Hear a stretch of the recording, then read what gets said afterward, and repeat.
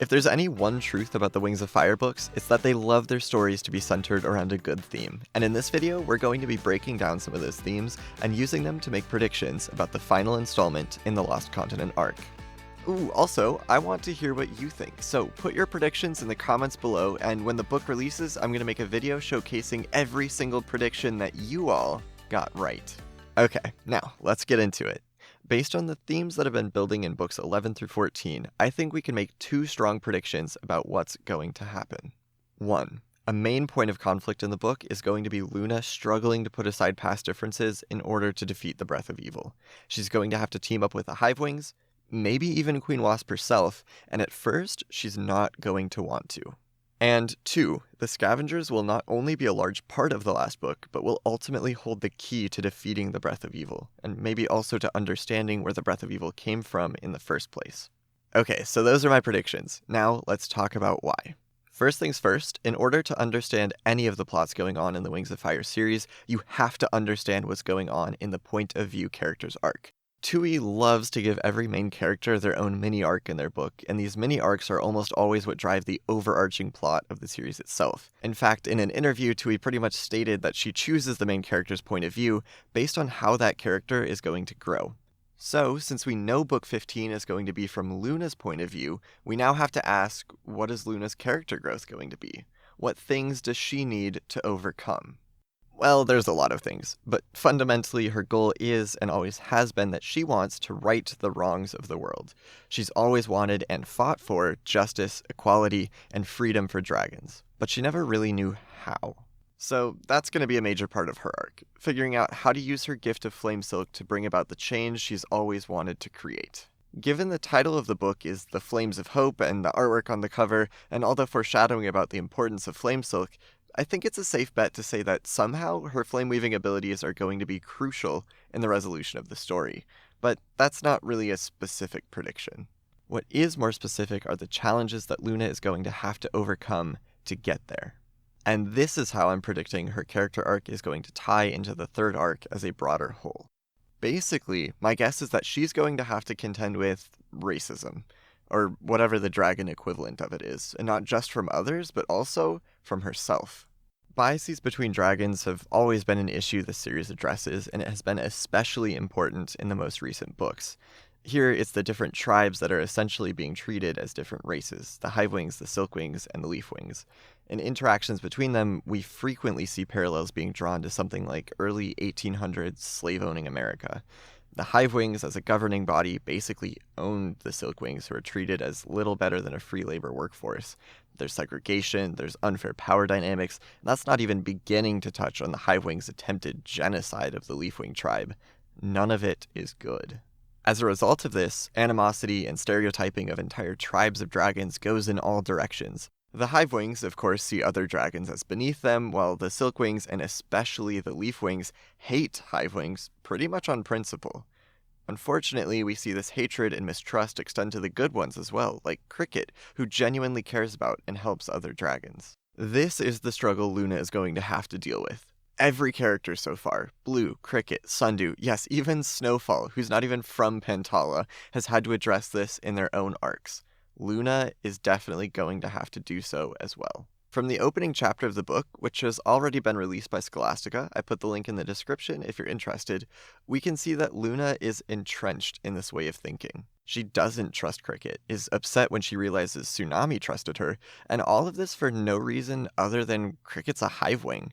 In fact, all this despite having plenty of reasons to trust her, not the least of which is that Cricket literally helped break her out of Hivewing prison. In addition, she also continues to blame what's happening in Pentala on Queen Wasp, which may have been fair at first, but by now she definitely knows everything that's happened with the Breath of Evil, definitely knows that it's not Queen Wasp controlling everyone, and also that Queen Wasp herself is being controlled by the Breath of Evil.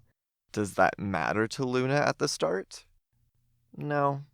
And that's likely going to be one of her primary conflicts, overcoming those biases. So this is my big, bold prediction. Luna, at some point, is going to have to decide to put all that behind her and work with Hivewings other than Cricket, maybe even Queen Wasp herself, in order to defeat the Breath of Evil. And I think either in order to do this, or maybe as a result of doing this, Luna is also going to have to start seeing things from other dragons' perspectives. In the opening chapter, we see she kind of just wants to force her own worldview onto everyone, and noble as her views are, this is in pretty much direct opposition to the themes of freedom that are so central to this arc and to her character. So that's my first prediction, and if you're enjoying it so far, I'd really appreciate it if you hit the like button and maybe subscribed. Okay. I'm done with my shameless plugs now. So, how about that second scavenger prediction? I mean, we know they're involved just because of everything we've seen with them by the Abyss, but I think there's more to the story, and there's 2 reasons why. The first is that we basically took an entire book-long detour back to Pyria just so that we could get like 6 more dragons, a human, and some magic rings. So, and I'm just guessing here, something about those 6 dragons, 1 human, and magic rings are going to be absolutely necessary for the resolution. Otherwise, we wouldn't have spent an entire book leaving the main plot behind to go get them. Of these, there's really only one thing that could be this important to have in the final conflict. Qibli's massive brain. Okay, just kidding. Okay, but low-key though, I'm not kidding. Qibli is literally the best. Jokes aside though, there's actually 2 things that I think could be important enough to warrant all of the effort that Book 14 went to. The first is Moon's prophecy abilities, just given how important Clearsight's prophecy abilities have been in Pantala's history, and all of the parallels that have been drawn between Clearsight and Moon in the books. But I don't think this is the reason. Moon basically already had an entire arc centered around her and her prophecies, and it would just be kind of weird if she came in and had the conclusion of an entirely separate arc revolve around her again.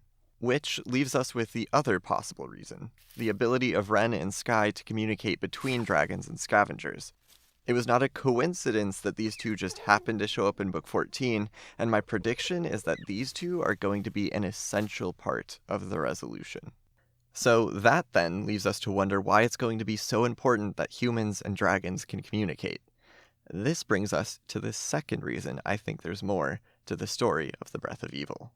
We know the Breath of Evil requires a semi-intelligent host to spread its influence. We've seen this with Hawthorne and his snakes, and we've seen it with Queen Wasp and the Hive Wings as well. The direct host to the Breath of Evil seems to need to be intelligent and acts kind of like a conduit for it. Other beings, the host of the host, can be whatever. They can be dragons or insects or even plants. At least, that's what Hawthorne hints at in Book 13. This is really important, because if Queen Sequoia's story about the arrival of dragons on Pantala is to be believed, it implies that there was already an intelligent host available for it before dragons first got there. From the story, we know it had a stranglehold on the entire continent when dragons showed up, and if the Breath of Evil requires an intelligent host, as it seems to in the books, that can only mean one of 3 things. Either it used to be more powerful than it currently is and could function without a host at one point in time, or there were already dragons on Pantala when the Leafwings and the Beetlewings showed up, but were never discovered despite years of searching for them. Or there was another kind of intelligent being already there, one dragon-like in their intellectual capabilities, but not dragons themselves. One of these 3 explanations has been hinted at or just explicitly stated for the past 14 books, or 16 if you count the Legends novels. I'm predicting that scavengers, or humans, were the original hosts for the Breath of Evil, and have been intricately tied to it for thousands of years on Pantala. Therefore, the secret buried far below from the prophecy almost certainly has something to do with the scavengers. This is why it was so important that we take a big detour back over to Pyria in Book 14, so that Ren and Sky could make their way into the main plot, so that the other dragons on the mission to save the world have a way to communicate with the scavengers on Pantala. And in addition to this, I think this plotline ties really well into Luna's whole seeing things from others' perspective theme. She's going to need to see things also from the scavengers' point of view. So, those are my predictions. Let me know what you think in the comments. Will I be right? Will I be horribly wrong? Well, there's only one way to find out. So until Book 15 comes out, I hope you enjoyed, and thanks for watching.